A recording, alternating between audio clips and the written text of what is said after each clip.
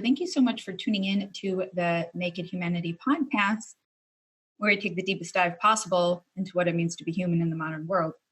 Today is episode number 41X, and I am responding to a listener question about the meaninglessness of life. So meaninglessness is a massive and important topic. And it's something that is abundant in our world today. But what I want to highlight in response to this question I get is that meaninglessness is actually, although there's been threads of it throughout history, and people have certainly wrestled with meaninglessness in various forms for a very long time,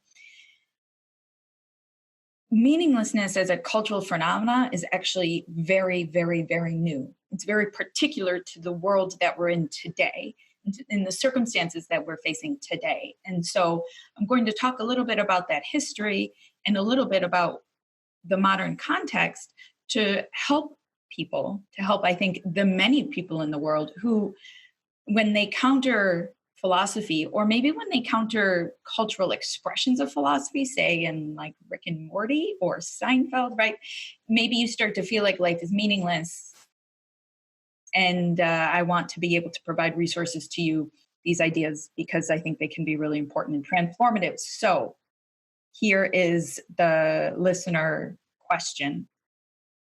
Stephanie, forgive me if this is a bit dark or hard, but I want to be real with you like you said we could. I've been trying to really hard to use philosophy, their words, not mine, to find meaning for me, for my life. But everywhere I look, I find meaninglessness. I've started spending a lot of time on philosophy forums, trying to figure out what I'm doing wrong. Philosophy threads on Reddit.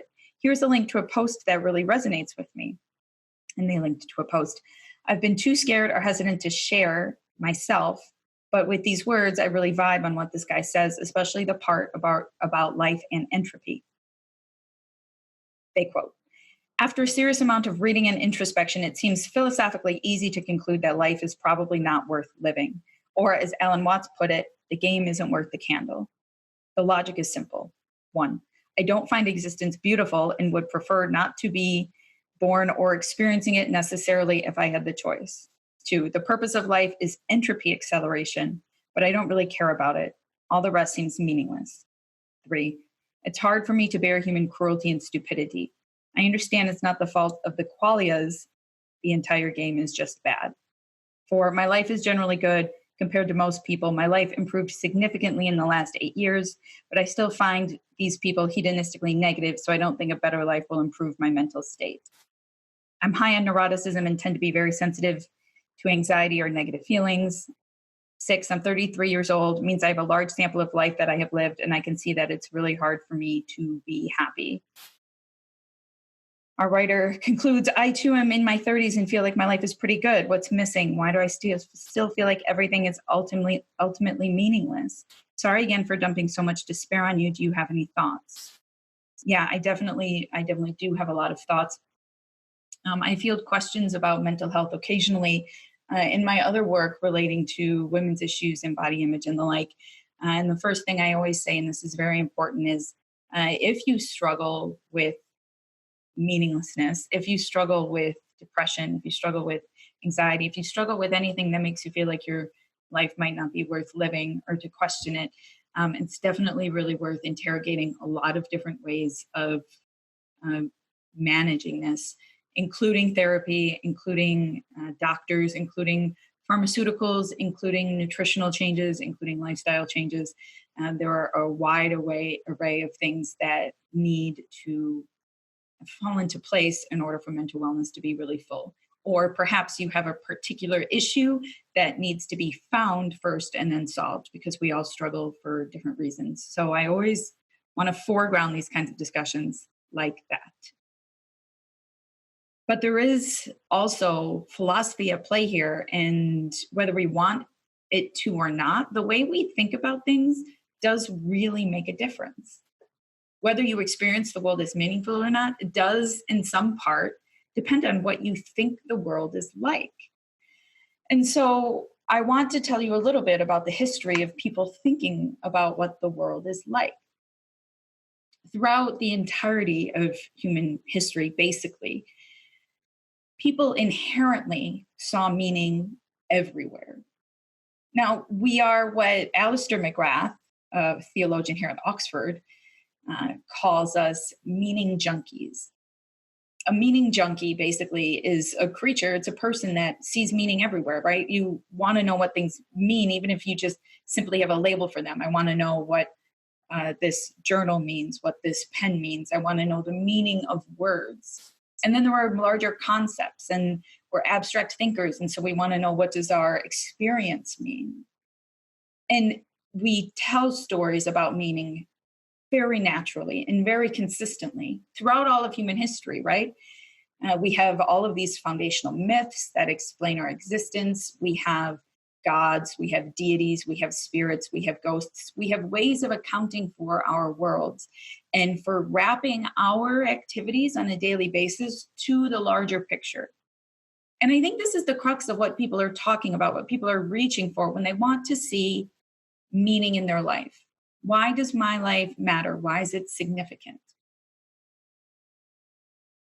It used to come naturally for people to see their lives as embedded in these larger stories. Now, today we don't. It comes very, very challengingly to us, if at all. Now, the reason is that Christianity and narratives in Christianity were once the bedrock of our civilization. And we had very certain ideas, right? Even if we differed in the nuances of these ideas, we had very certain ideas about our salvation, about our relationship to the cosmos, about what we should do in order to be good. There were answers about all of these things.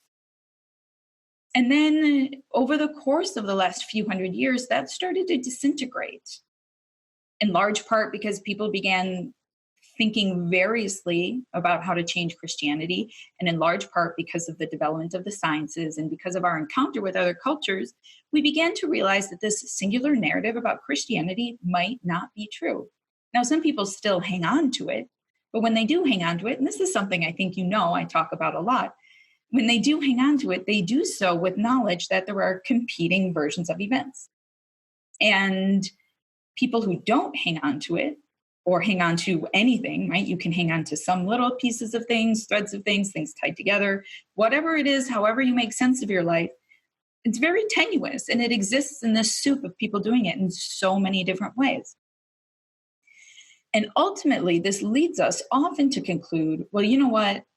The only thing that I can reasonably say is true is nothing. And I have no certain hook on which to hang my meaning in life. I have no certain God. I have no certain cosmic purpose.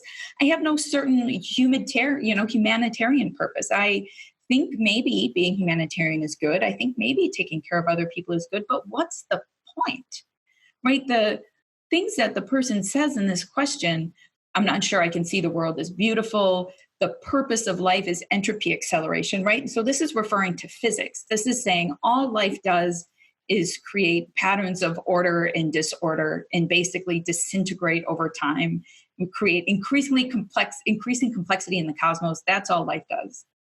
Well, sure, when you look at it that way.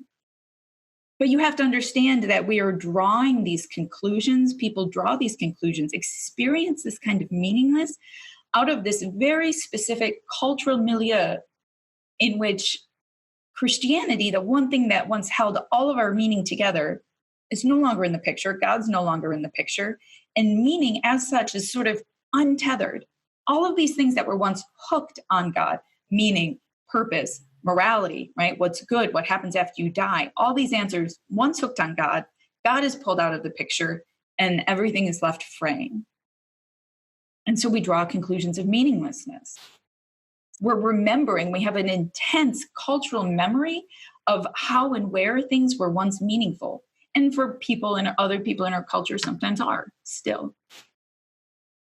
And the contrast is stark. It hurts.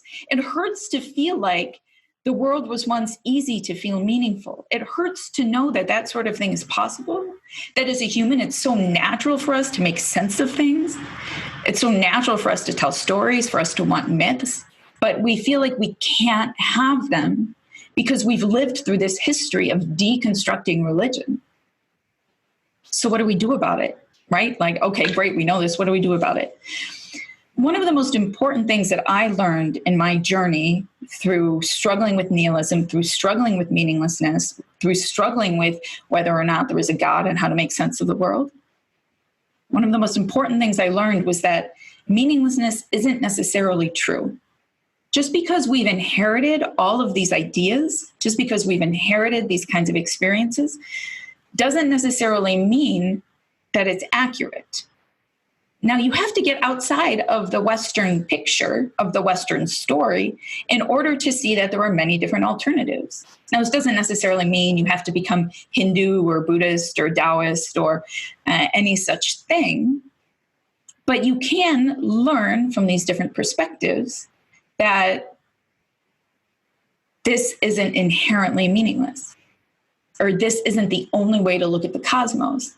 Now, I know I said you have to step outside of the West, but there have actually been many threads also throughout the history of the West in things like a field, a type of philosophy and theology called process. Process philosophy makes sense of things in a totally different way, integrates meaning in a totally different way. Mystic theology does these things entirely coherent with science in a totally different way. So are these threads in the West? There are threads also where meaning is made without these hooks on God and purpose and Jesus, in terms of relationship with natural order and law, which you can find in the early philosophical Taoism, right? Or you can look at certain threads, not all threads, but certain threads of Buddhism in which the self is a no self, right? And these threads of Buddhism may be coherent with modern science and neuroscience, perspectives on what it means to be a human neurologically. And meaning itself can actually be located in the natural world, right? It can actually be located in our experience as it is today, without any of these different thought systems, without Taoism, without Buddhism, without Christianity. You can look at the unfolding of cosmos from very basic physics to geology to the development of life on Earth, and you can say, wow, there is manifesting purpose. There is developing feeling. There is developing consciousness. There is something happening in the universe that has feelings and to which things matter. Now, we might not be able to be 100% certain about what the right thing to do is, but we do know that we are a species that cares very deeply about what the right thing to do is. And that may be all that we need to get started. I personally know, I feel like perhaps there is not an absolute answer to questions I have about morality, about beauty, about truth, about how to best live my life. But I do think that it all matters because we care. And because the universe exists, and if there's going to be meaning in the world, if there's going to be some kind of warmth or love or creativity or what have you, it is up to us to manifest it. It is up to us to create it. And in that way, yes, these things do really exist. And the way that we behave does make an impact on the shape that the universe ultimately takes, even if in billions of years it will all burn or fizzle or whatever. So those are some ideas about meaning. I think it's very important to understand that the assured way in which so many people and so many books and movies and what have you hammer at us this conviction that the world is meaninglessness is not necessarily true. In fact, it probably isn't. We're in a very, very specific cultural moment. We need to pay attention to that because it can be so corrosive. Now, I know it's not easy to decide what you want to hook your meaning on or how you want to live your life, how you want to find beauty, but you can. Many people have done it. I can provide you many resources for people who have done it with science, people who have done it without science, with Christianity, without Christianity, with Judaism, with Buddhism. I can point you the way. DM me, slide into my DMs. I can do it for you. I can't. I can provide you resources, but we all have to walk our own paths. And it is true that we no longer have a singular narrative to which we can all be loyal and from which we can all derive meaning. That's true. But we do have the ability to learn, to seek truth, to find our own answers, And so where there is a trade-off, we have to sacrifice surety and assurances. We do receive, on the other hand, freedom and creativity and responsibility, which can in itself be very beautiful. So I'm going to leave it at that. I hope that was a little bit helpful for you, anonymous friend who wrote in, and maybe for anybody else who is listening. A few shop notes before I close up. I have a winner for this week's drawing.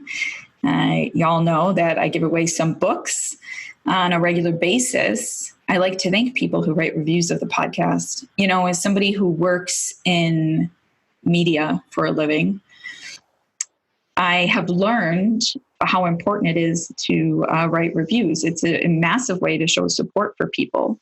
Like, we live off of them, right? I write Google reviews of restaurants and of hotels I stay in, and especially the local ones run by moms and pops, because it's really important, you know. And that's how the rest of the world knows whether you're worth listening to. So I like to say thank you to the people who make the time for me to do that. And I give away free books. This week's winner, her name is Chelsea, and the S is a $, which I adore. She has won a free book, which is really, really fun. If you want to win a free book, all you have to do is write a review of this podcast on a podcasting app on iTunes. Go to stephanierupert.com/iTunes. Or just open your app right now, write a review, take a screenshot, email it to me at stephanie@nakedhumanity.org, or DM it to me on Facebook or Twitter or Instagram. I will get it. And then you will be permanently entered into a drawing to get a free book, one of my favorite books. You get to choose, of course. So that's exciting. Thank you so much for tuning in. I am henceforth taking listener questions like these. You can say as much as you want, as little as you want, about anything related to the human condition, about anything related to philosophy, spirituality, meaning, relationships, love, loss, death, what have you. I have studied these things reasonably extensively and will do what I can to share with you what I have learned, and if I have any practical lessons from my own life as well. So please do write in. There is an anonymous form if you want to contribute a question anonymously. You can go to nakedhumanity.org to get that, or stephanierupert.com/form. Really, it's just the Naked Humanity redirects. It's very easy. stephanierupert.com/form. There was also a link in my Instagram bio. Click on it. That's it. That's all you have to do. So there are a number of ways to get at me, to drop me questions, to get involved in the podcast, which I very much want you to do. This is community collaboration as much as it can be in any way. So thank you so much for tuning in. This has been episode number 41X of the Naked Humanity podcast. You know where to get at me on Facebook, Instagram, and Twitter at Stephanie Rupert. Please do be in touch. Take care, and I'll talk to you next week.